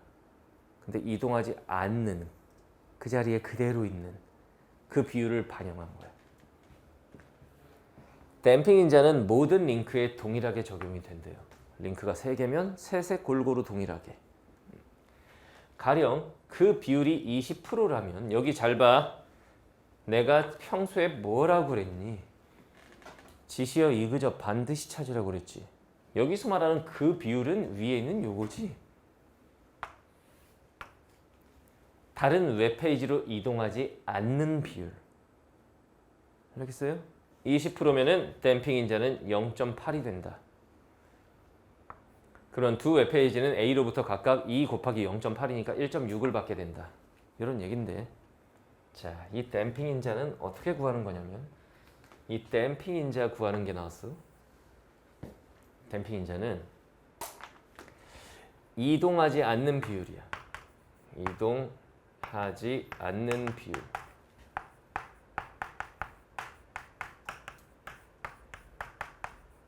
이래도 헷갈릴 거야. 근데 예를 들면 그 비율이 20%면 이 이동하지 않는 요 비율 20%란 얘기는 뭐냐면은 이때 댐핑 인자가 0.8이래. 댐핑 인자가 0.8이다. 어떻게 계산한 거겠니? 1 미만의 값이라고 했으니까 그러면 이건 결국 어떻게 된 거냐면 이걸 잘 들여다보면 뭘 알 수 있냐면 1에서 이걸 뺀 거구나. 0.2를. 그러니까 댐핑 인자는 0.8이 되지. 이해돼? 20%가 0.2야. 그러니까 0.8이 된다면 1에서 20% 0.1을 뺀 거지. 그러면 1 빼기 요 이동하지 않는 비율인 거죠. 1에서 이동하지 않는 비율을 빼는 게 댐핑 인자가 되는 거예요, 지금. 이게 핵심이죠, 지금 여기서. 알겠나요? 웹페이지로 연결된 링크를 통해 받는 값을 모두 반영했을 때의 값이 각 웹페이지의 중요도가 되는 거다. 받는 값 다 합친 거다. 근데 그냥 합치는 게 아니라 댐핑 인자 곱해라. 이거야. 웹페이지를 연결하는 링크들은 변할 수가 있기 때문에 검색 엔진은 주기적으로 웹페이지의 중요도를 다시 한번 갱신을 합니다. 풀 수 있는 거 풀어야겠지? 풀 수 있는 거 풀자. 문제 14번 보자. 선택지 2번. 사용자가 링크를 따라 다른 웹페이지로 이동하는 비율이 높을수록 끊어. 밑줄 쳐봐. 이동하는 비율. 댐핑 인자는 커진다. 자, 여기 보세요. 결국 댐핑 인자에 대한 거니까 이걸로 푸는 건데, 댐핑 인자. 댐핑 인자는 이동하지 않는 비율을 반영한다고 그랬지. 요즘 수능의 대세죠. 지문에 나온 말 뒤집어 버리는 거. 잘 봐. 댐핑 인자는 이동하지 않는 비율을 가지고 계산하는 거야. 이걸로 머리가 잘 안 돌아가는 사람들은 여기를 따져봐. 이동하지 않는 비율이 20%일 때 댐핑 인자가 0.8이야. 그러면 이동하지 않는 비율이 40%면 댐핑 인자가 얼마 되겠냐? 0.6. 그걸 가지고 생각해봐. 그러면 이동하는 비율이 높으면 댐핑 인자는 커지죠. 반대로 생각하면 되잖아. 생각이 안 되면 써놔봐 한번. 이동하지 않는 비율이 20%란 얘기는. 또 이렇게 생각해 볼 수 있겠구나. 야, 이동하지 않는 비율이 20%란 얘기는 이동하는 비율은 얼마란 얘기야? 80%. 이렇게 계산해 봐도 되고. 근데 너무 당연한 여기서 얘기가 뭐냐면은 이거야. 댐핑 인자는 1에서 이동하지 않는 비율을 빼는 것이다. 그 값은 결국 뭐겠니? 전체에서 이동하지 않는 비율을 뺐으면 그게 결국 뭐야? 이동하는 비율이지 당연히. 이동하거나 이동하지 않거나 두 가지일 거 아니야. 이렇게 되는 거지. 무슨 말인지 알겠나요? 이런 얘기야. 그래서 이동하는 비율이 높을수록 댐핑 인자는 커진다. 이렇게 되는 거예요. 답은 2번이네요. 알겠나요? 댐핑 인자가 뭔지만 잘 봤으면 되잖아.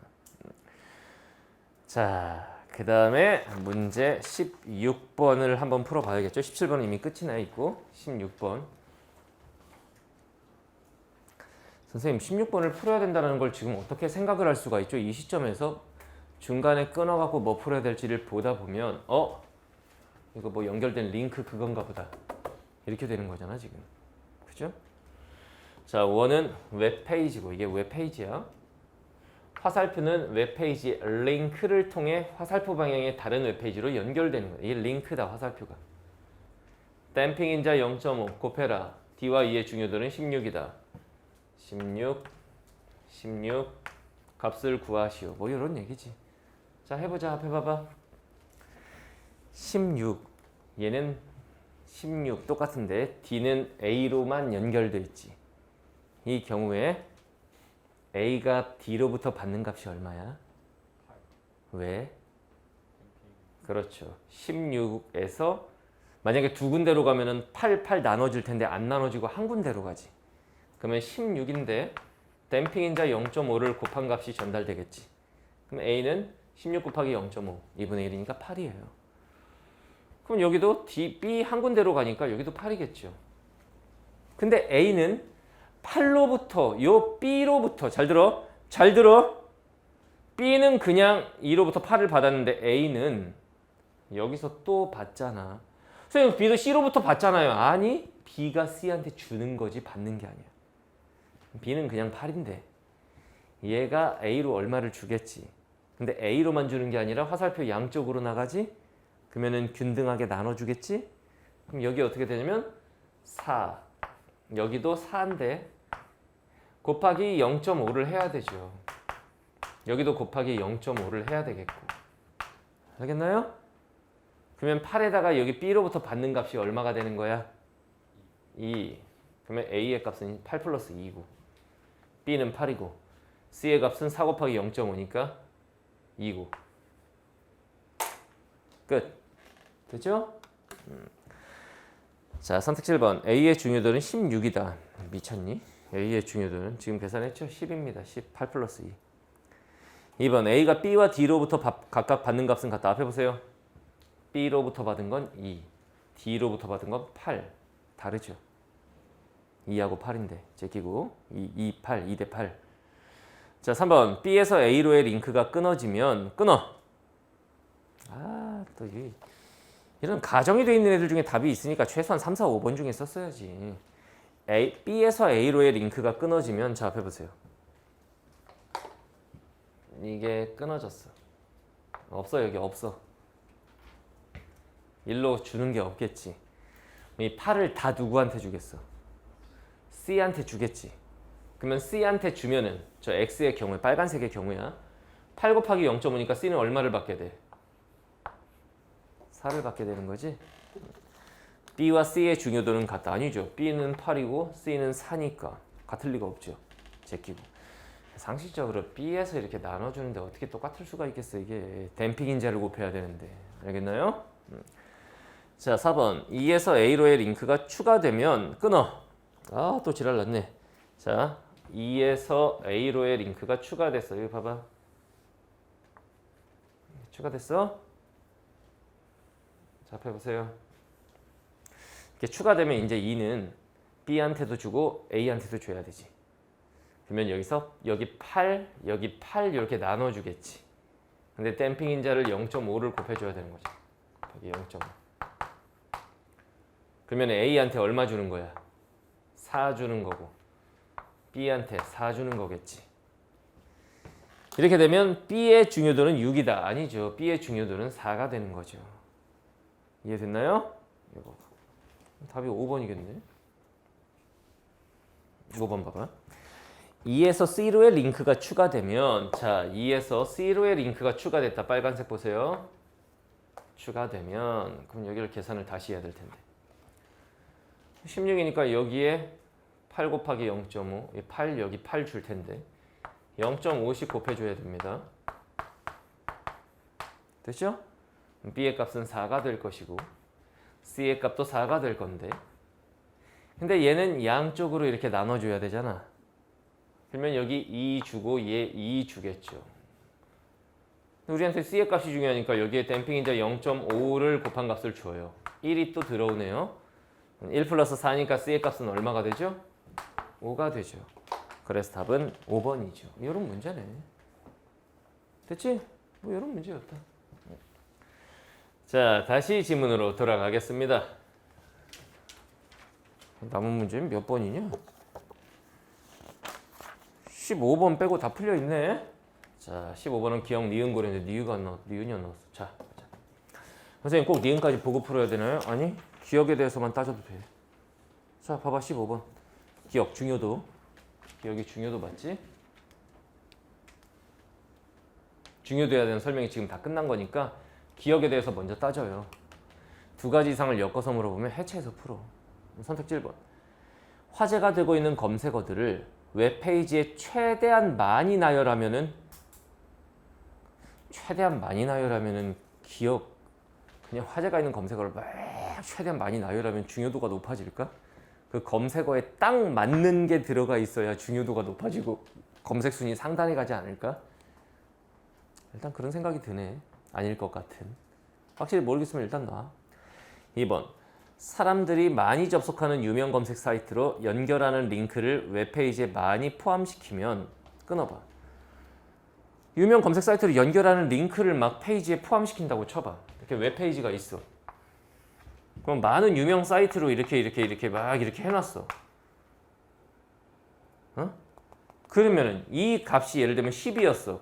10을 1, 2, 3, 4, 5 다섯 군제로 나눠주는 거지. 이 중요도 값, 얘 자체, 페이지 자체의 중요도 값은 변하지가 않아요. 기억을 높인다. 중요도가 높아지지 않아요. 알겠나요? 제끼고. 야, 그리고 상식적으로 유명 검색 사이트로 연결하는 링크 많이 포함한다고 해갖고 중요도가 높아져서 상단에 뜨겠니?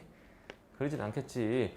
검색이 된 그 단어를 딱 정확하게 포함하고 있어야 상단에 뜨지. 나머지는 니은이니까 더 봐야겠네. 자, 다시 지문으로 돌아가요. 이제 끝부분. 사용자가 검색어를 입력하면, 검색어 입력 딱 하면, 신영균 딱 입력하면 검색 엔진, 네이버 뭐 초록창 이런 데서 인덱스에서 검색어에 적합한 웹페이지를 찾아. 신영균이라는 단어가 포함되어 있는 페이지들 막 찾겠지 이제. 적합도는 역세모 쳐봐요. 중요도 세모, 적합도 역세모 두 가지가 나왔으니까 정보 구별. 단어의 빈도, 신영균이라는 단어가 얼마나 나오냐. 단어가 포함된 웹페이지의 수, 신영균이 포함된 웹페이지의 수가 얼마나 되느냐. 웹페이지의 글자 수, 이것까지 반영하여 식을 통해서 값이 정해집니다. 쟤네가 어떻게 반영이 되는지가 나올 수밖에 없어. 어떻게 반영되느냐. 해당 검색어가 많이 나올수록 상단으로 가겠지. 검색 순위 높겠죠. 그 검색어를 포함하는 다른 웹페이지 수가 적을수록, 이게 무슨 말일까? 신영균을 포함하는 다른 웹페이지가 많으면 경쟁이 심하잖아. 근데 신영균을 포함하는 웹페이지 자체가 몇 개 안 돼. 그럼 내가 상단으로 올라갈 가능성이 높아지죠. 이해됐나요? 적어야 되고, 현재 웹페이지의 글자 수가 전체 웹페이지의 평균 글자 수에 비해 적을수록이야. 즉 신영균이라는 말이 나오기는 하는데 딴 얘기가 너무 많이 나와. 그러면 상단에 안 뜨는 거야. 다른 페이지는 신영균 해놓고 막 이만큼 되는데 나의 페이지는 신영균 해놓고 이만큼밖에 안 돼. 그럼 내게 상단으로 뜬다. 이런 얘기야. 이유는 사람들이 아무래도 짧은 글 읽는 거 좋아하니까 그러겠지. 알겠나요? 검색 엔진은 중요도, 적합도, 기타 항목 위에 수백 가지 있다고 그랬지? 적절한 비율로 합산하여 화면에 나열되는 웹페이지의 순서를 결정하게 된다. 그래서 상단에 뜨면 좋은 거다. 이번에 자, 그럼 봅시다. 아까 14번에서 5번 선택지, 사용자가 검색어 입력하면 검색 엔진은 검색한 결과를 인덱스에 정렬된 순서대로 하는 게 아니라 적합도, 중요도, 그 밖의 항목을 고려하여 순위를 매겨서 정렬하는 거죠. 제끼고. 인덱스에 나열된 순서라면 알파벳 순으로인데. 알겠나요? 인덱스는 아까 알파벳 순으로 하는 거라고 그랬잖아. 자, 그 다음 15번. 자, 선택지 1번 다시 볼게요. 화제가 되고 있는 검색어들을 웹페이지에 최대한 많이 나열하면 중요도가 높아지는 게 아니라 이제 검색어들과 관련해서 니은, 적합도가 높아지겠죠. 그치? 해당 검색어가 많이 나올수록 뭐 이런 것과 관련이 있으니까 제끼고. 2번은 아까 제꼈고. 3번 알파벳 순으로 앞 순서에 있는 단어들을 웹페이지 첫 부분에 많이 포함시켜 끊어. 그럼 니은, 적합도가 높아지느냐. 적합도는 알파벳 순하고 아무 상관이 없어요. 그건 그냥 인덱스예요. 그지? 제끼고. 알파벳 순으로 앞에 있는 걸 많이 넣으면 적합도가 높아지겠니? 그 검색어랑 관련이 있어야지. 제끼고. 4번 다른 많은 웹페이지들이 링크하도록 웹페이지에서 여러 주제를 다루고. 야, 링크는 니은하고 관련이 있는 게 아니라 중요도인 기억과 관련이 있어요. 일단 기본적으로. 그리고 전체 글자 수를 많게 하면 글자 수가 적어야 돼요. 제끼고. 알겠나요? 두 군데 다 틀렸어. 여러 주제를 링크, 이거는 중요도.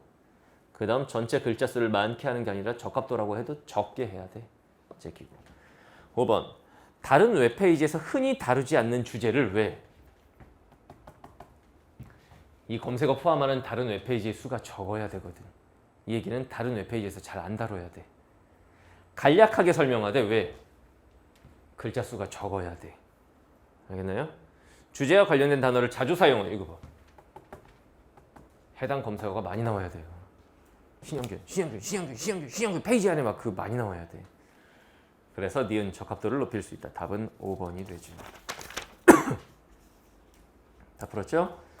그래서 결과적으로는 여러분들이 이 기술 지문 요즘 출제 스타일이 어떻다? 지문은 짧다. 지문은 짧은데 많은 정보량이 압축되어 있다. 이 압축되어 있는 정보량을 어떻게 처리할 것인가? 이게 관건이다. 알겠나요? 그러면 필요한 내용 메모하고, 이 적합도는 메모도 안 했지? 그럼 거기는 이런 복잡한 내용이 나오지 않았기 때문에 굳이 메모하지 않고도 처리를 할 수 있었던 거예요. 알겠나요? 자, 독서 영역 해설 강의 이보다 더 완벽하게 해줄 수는 없습니다. 여기서 마무리하고 우리는 문학 파트 해설 강의에서 보도록 합시다. 자, 문학에서 봅시다.